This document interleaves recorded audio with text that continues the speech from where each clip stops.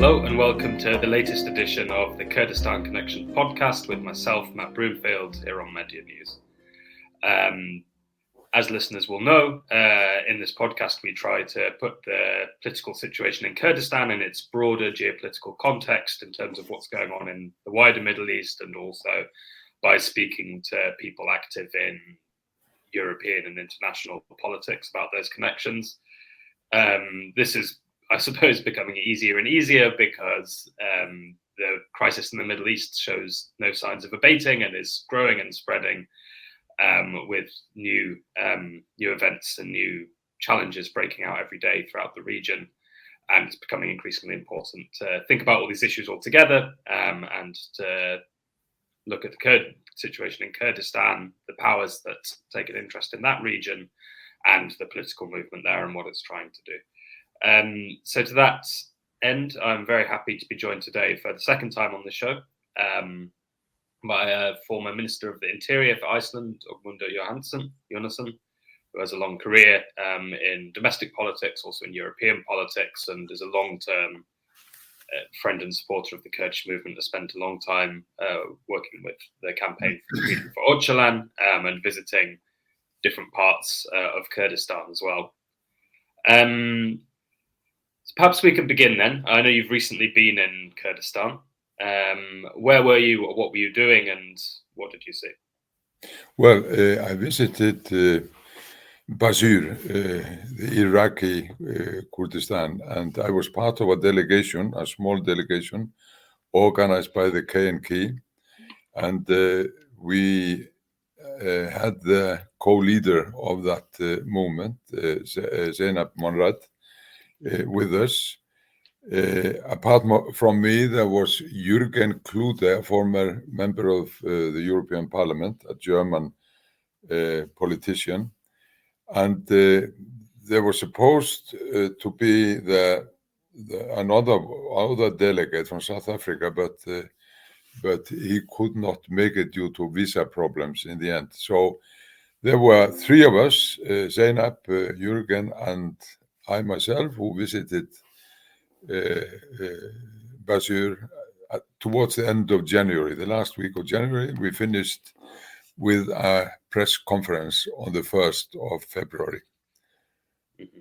And what were your findings? Were you looking at the internal political situation in Basur? Were you looking at the region's relations with Turkey? Who were you speaking to, and what were they talking about? Well, the objective of our mission was to emphasize 2 points. Firstly, why it was necessary to restart the peace process in Turkey by allowing Abdullah Öcalan to come to the negotiating table again. And secondly, there must be support for halting the atrocities committed by the Turkish army in the border regions. We know of the atrocities committed in Rojava, but also in the border regions with the Iraqi Kurdistan. We were asking for support on these two issues. So maybe let's take the second issue first. Could you expand a bit? So what was the impact of Turkey's military operations that you saw in this region? Why is that an issue of international concern? Well, let me start with telling you what I learned on this mission. I learned a lot. I learned about the difficult position of Iraqi Kurdistan under pressure from all sides, from Turkey, as we know, from Iran as well, who do not want a free Iraqi Kurdistan to become a good model to look towards by Iranian Kurds. So they are always looking for ways of undermining the Kurdish federal state in Iraq. And then, of course, it's Baghdad, which also wants to undermine the state, and they are doing their bit by for they are in charge of payments to employees of the state, like teachers. Yeah. Teachers had not got paid since November, to take an example. So all around there is hostility, and this undermines the authority of the state. And this is something one must understand when one starts discussing other issues. Now, you ask about the atrocities in the border regions and how this all hangs together. You see, we put forward something I would call the domino theory. You said at the beginning that there was no sign that the fighting or the war in the Middle East was abating. And this poses danger for the whole region and for the whole world, indeed. So we must unite in finding ways to direct this into a more peaceful direction. And here comes the domino theory. You must start somewhere. And we are saying that, the domino theory was used in the 60s, 70s, saying that one country that falls to communism or under communism will lead to the next fall. In other words, war leads to war. We are wanting to turn this around and say, let us look at it this way. Peace here may lead to peace there. And we are saying if we can start in Turkey, this will eventually have a good effect throughout the whole region. And are we certain that this will do so? Of course we aren't, but the likelihood is there. And why can we say that? We can say that because experience tells us we can safely say that. In the years 2013, 2015, as you know, there were peace negotiations going on between the Kurds and the Turkish authorities.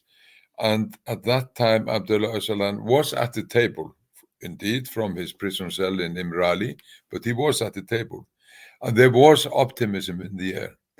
And I came to Ahmed during this time in 2014. And I remember the message read out from Öcalan at a huge rally, 1 million people.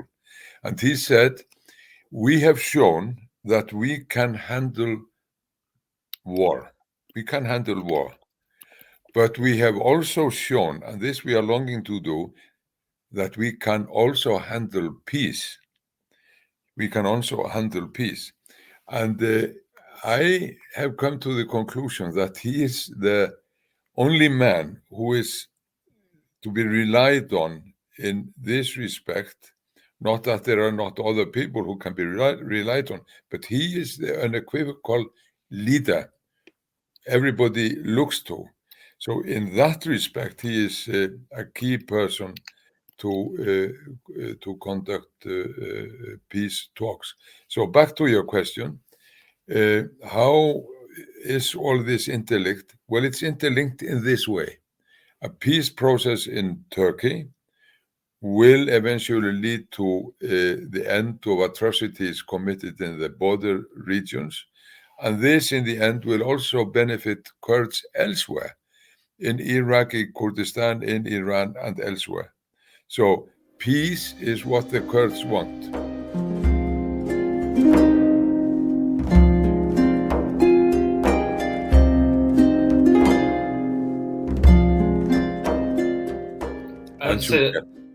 As you've said, yeah, of course, the hope is that democratic reforms, Kurdish presence at the negotiating table could create a positive domino effect. It's not certain by any means. Is there also a possibility that in the polarization in the region, the Kurdish movement could be pushed into confrontations that it doesn't want to seek, that America could seek to push it into confronting Iran, into confronting Iraq, and due to their non-state status, they are forced to become a pawn in this conflict?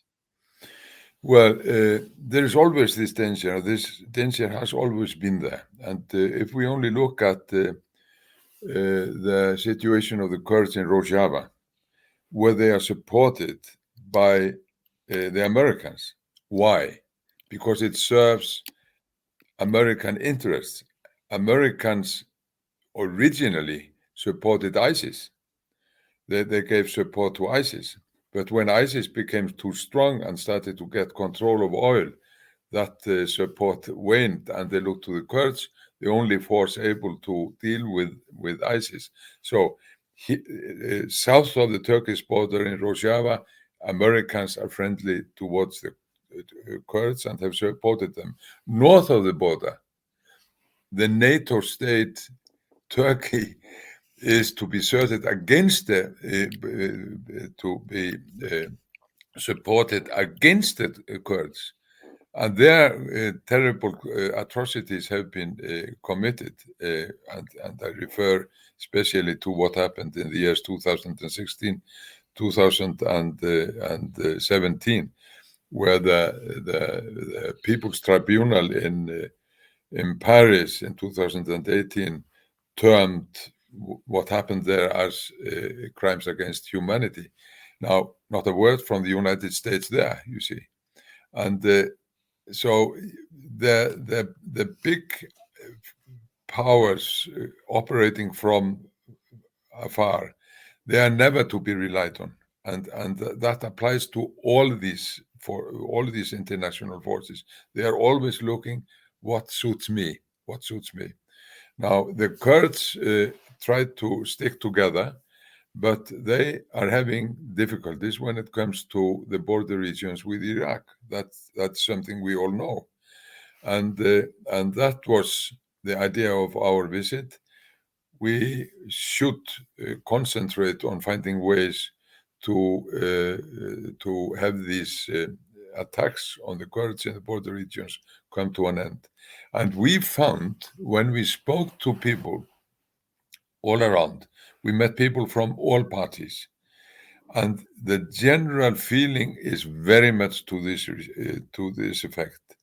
There were those who pointed to the difficult geopolitical situation or difficulties, complexities, and we understood these, but in their heart, everybody wants these terrible atrocities to come to an end. And so, as you've mentioned, one perhaps crucial step that could come towards bringing an end to these military operations, toward hostilities along the border, also in Rojava and also in Bashur, would be moved toward renewed negotiations in Turkey. But probably right now, this looks further away than it has done at any point in the past years since negotiations collapsed. How can... Well, may I interrupt you there, Matt? May I interrupt you there? Yeah. Because you are right. It seems that they are further away than before because of what is happening in the region. But at the same time, they look nearer. They could be nearer. Things can change very quickly because I think people understand that we are in a truly dangerous situation. The whole world is in a truly dangerous situation, and if people become aware of this, things can change. And another thing I want to say, if I may add it, you see, I think suddenly with what is happening in Gaza, you take Gaza, you take other places as well, but Gaza, some people wanted us to see it as history started on the 6th of October last year.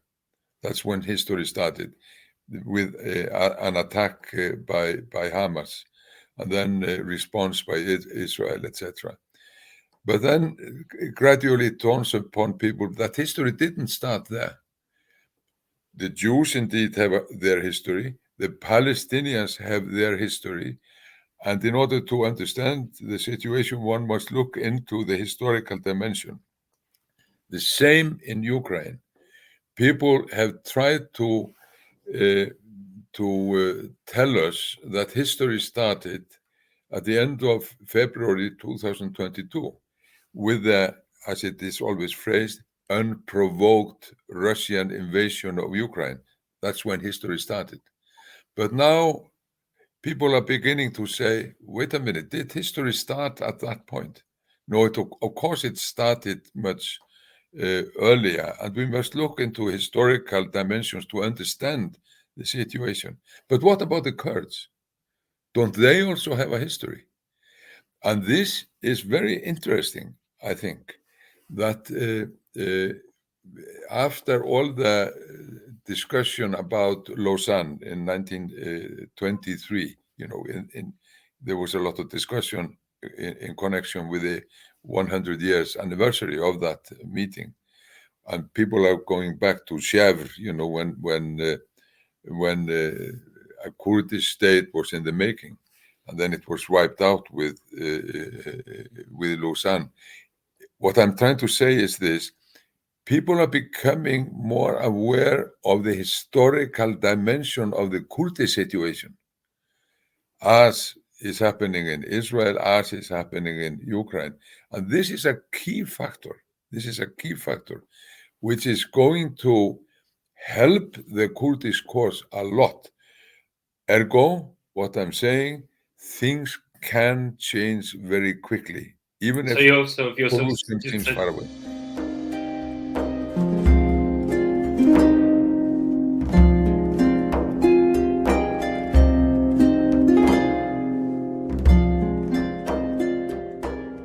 Your sense is that maybe what's happened in Gaza has provoked a reassessment also for people outside of the internationalist left about Israel-Palestine, and more broadly a reassessment of the Middle East and a renewed understanding that it's not good guys, bad guys, and that there are other paths forward for the region.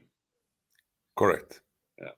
So when you, this weekend, I know you've been at some events to do with the 25th anniversary of the detention of Abdullah Öcalan. In conversations you had there, the other speakers you heard, was there this sense among people that changes that are happening in the region could throw up unexpected benefits for the Kurdish movement or for Öcalan? Well, I think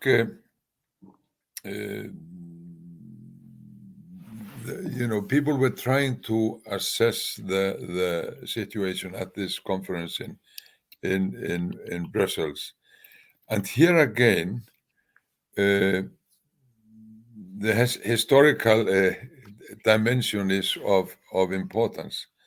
You see, on the plane, when I came to Brussels, I had to land from Iceland in Copenhagen, and there was a young woman on the plane with me. She was from Sweden.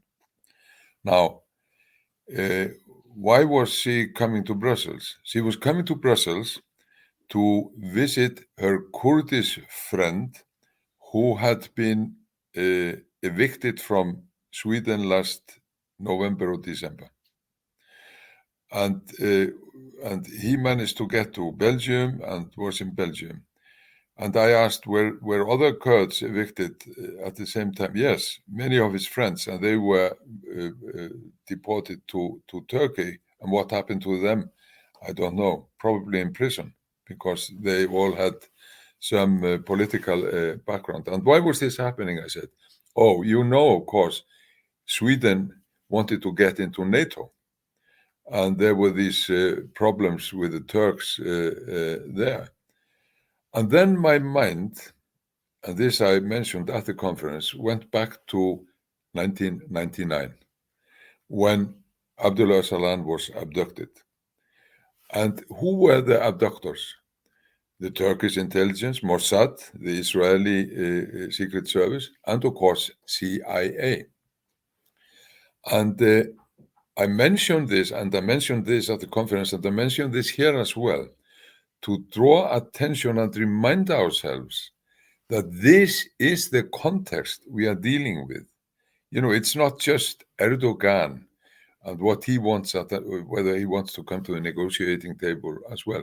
It is those who have supported him and created the situation we are in. And here, of course, I look to the Americans in particular, but I also look to NATO.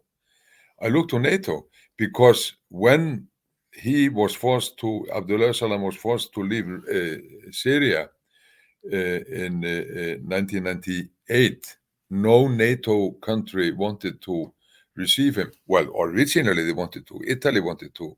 Greece wanted to. Even Russia wanted to. And you see, Russia at the time was flirting with NATO, with Yeltsin in power. And so this is the context we must bear in mind. Nothing will happen if these forces are not touched somehow by us. Who are we? I'm talking about the public. So I'm saying, and this was very much the spirit of this seminar, that what we need is a general awareness raising amongst the public to move these dinosaurs of the past still living with us. I'm talking about the European Union, I'm talking about NATO, I'm talking about the United States. These are all responsible, and they will do nothing unless we, the public, make them do it. And this we can do by increased awareness amongst ourselves, look into history, what is happening, bringing to the forefront the hidden wars in the border regions. So that was the general impression there. And therefore it was wonderful to come to Cologne last Saturday and experience a huge rally. The German police estimated 50,000 people. They are very modest in their evaluations. They are known for being that. They are not modest in other respects, but when it comes to counting people at demonstrations, they keep very low. We think it was 100,000. Or let's settle on 75, 80,000.